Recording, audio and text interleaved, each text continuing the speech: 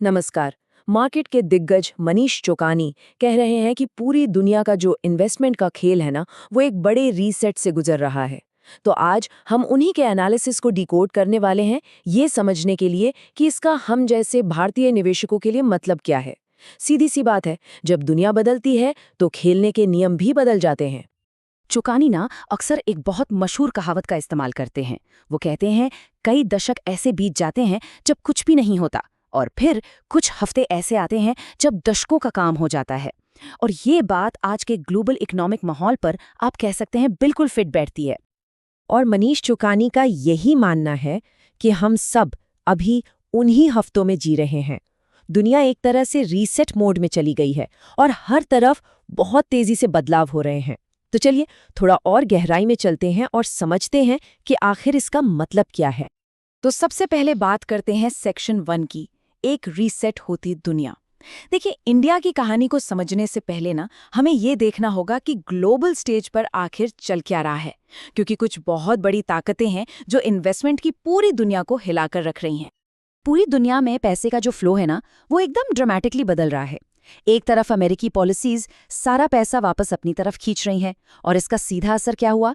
India जैसे emerging markets में foreign direct investment मतलब एफडीआई लगभग फ्रीज हो गया है, रुक सा गया है। और इसी बीच जो भी पैसा है वो अमेरिका और चीन की कुछ गिनी चुनी एआई कंपनियों की तरफ भागा जा रहा है। बाकी जो इन्वेस्टर्स बचे वो डॉलर से निकलकर सोना, चांदी मतलब हार्ड एसेट्स में अपनी सेफ्टी देख रहे हैं। अब आते हैं सेक्शन 2 पर, इंडिया की वैल्यूएशन की पहेली।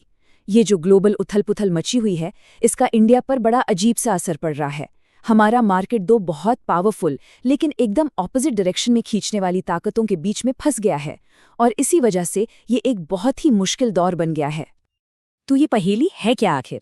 समझिए, एक तरफ हैं फॉरेन इन्वेस्टर्स जो लगातार अपना माल बेच रहे हैं, सेलिंग कर रहे हैं, और दूसरी तरफ है हम जैसे इंडियन रिटेल इन्वेस्टर्स जो हर महीने करीब $3 बिलियन मार्केट में डाल रहे हैं, और वो भी अक्सर बिना प्राइस की ज्यादा परवाह किए। मतलब ये एक जबरदस्त टक्कर है, एक बेच रहा है और दूसरा खरीदे जा रहा है। तो सवाल उठता है कि इंडिया का मार्केट इतना महंगा क्यों है?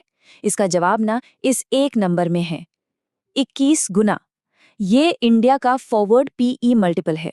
अब इसका सीधा सा मतलब ये है कि इन्वेस्टर्स आने वाले टाइम की कमाई के लिए 21 गुना ज्यादा कीमत देने को तैयार हैं, और वो भी तब जब कमाई में सिर्फ 9% की ग्रोथ का अनुमान है। यही वो आंकड़ा है जो इंडिया को दुनिया के सबसे महंगे मार्केट्स में से एक बना देता है। अच्छा, फॉरेन इन्वेस्टर्स क्यों हिचकिचा रहे हैं, ये समझने के लिए जरा इस चार्ट पर नजर डालिए। अमेरिका की जो टॉप 6 टेक कंपनियां हैं, उन्होंने पिछले 12 महीनों में करीब $500 बिलियन का प्रॉफिट कमाया है, और इसकी तुलना में हमारे पूरे निफ्टी 500 का प्रॉफिट $200 बिलियन से भी कम है। ये जो इतना बड़ा गैप है, ये साफ साफ बताता है कि दुनिया भर का पैसा आखिर जा कहाँ रहा है। अब आता है section 3, the real AI winners. और यहीं पर चोकानी की थ्योरी का सबसे इंटरेस्टिंग और आप कह सकते हैं सबसे हटकर हिस्सा सामने आता है। एआई की इस बड़ी सी रेस में असली विनर कौन होगा? इसका जवाब शायद वो नहीं है जो हम में से ज्यादातर लोग सोच रहे हैं। तो सवाल यही है कि इस नई दुनिया में इंडिया के असली एआई विनर्स कौन हैं? ये इस पूरे एनालिसिस का आप कह सकते हैं सेंट्रल पॉइंट है, और इसका जवाब काफी सरप्राइजिंग है। सबसे पहले एक बहुत कॉमन मिसकंसेप्शन को क्लियर करते हैं। इंडिया के आईटी सेक्टर को अक्सर एआई का बहुत बड़ा प्लेयर माना जाता है ना? लेकिन चौकानी के हिसाब से वो असल में सिर्फ औजार और फावड़े बेच रहे हैं। मतलब वो डेटा प्रोसेस करने का काम तो कर रहे हैं, लेकिन उस कीमती इंटेलेक्चुअल प्रॉपर्टी यानी आईपी के मालिक नहीं है जहां असली पैसा बनता है।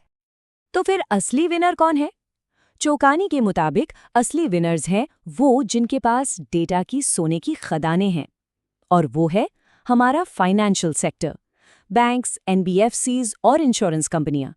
ये वो सेक्टर्स हैं जो एआई से आने वाली प्रोडक्टिविटी का सबसे ज्यादा फायदा उठाने के लिए तैयार बैठे हैं। क्यों? क्योंकि इनके पास कस्टमर्स का इतना सारा डेटा है। ये बदलाव कितना बड़ा हो सकता है, इसका अंदाजा लगाइए।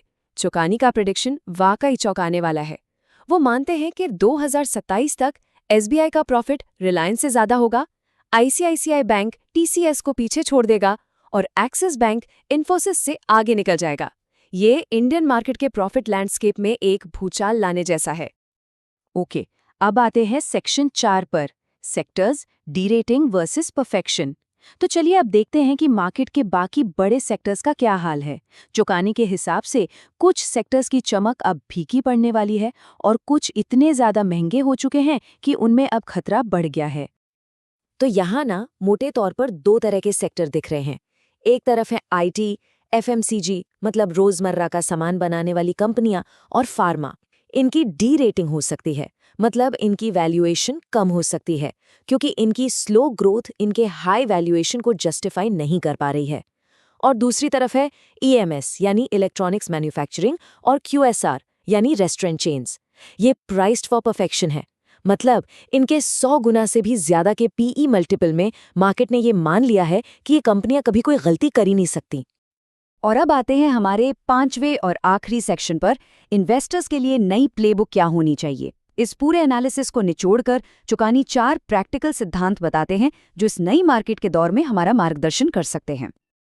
तो ये हैं नई प्लेबुक के 4 पिलर्स। नंबर 1, अपने पोर्टफोलियो का centre of gravity financial space को बनाइए, मतलब बैंक्स, एनबीएफसीज और इंश्योरेंस। नंबर 2, वैल्यूएशन को लेकर बहुत सावधान रहिए, ये आंख बंद करके कुछ भी खरीदने वाला मार्केट नहीं है। नंबर 3, ग्लोबल इन्फ्लेशन से बचने के लिए सोना और चांदी जैसे हार्ड एसेट्स में हेजिंग के बारे में सोचिए। और चौथा, ग्लोबली डाइवर्सिफाई कीजिए, मतलब विदेशों की टेक्नोलॉजी और आईपी वाली कंपनियों में भी इन्वेस्ट कीजिए। तो आखिर में ये पूरा एनालिसिस हर इन्वेस्टर के लिए एक बहुत बड़ा सवाल छोड़कर जाता है। क्या अपना पोर्टफोलियो पिछले दशक के हिसाब से बना है या फिर आने वाले दशक की हकीकत के लिए तैयार है? चौकानी का ये पूरा विश्लेषण एक साफ चेतावनी भी है और एक मौका भी। अब चुनाव इन्वेस्टर को ही करना है।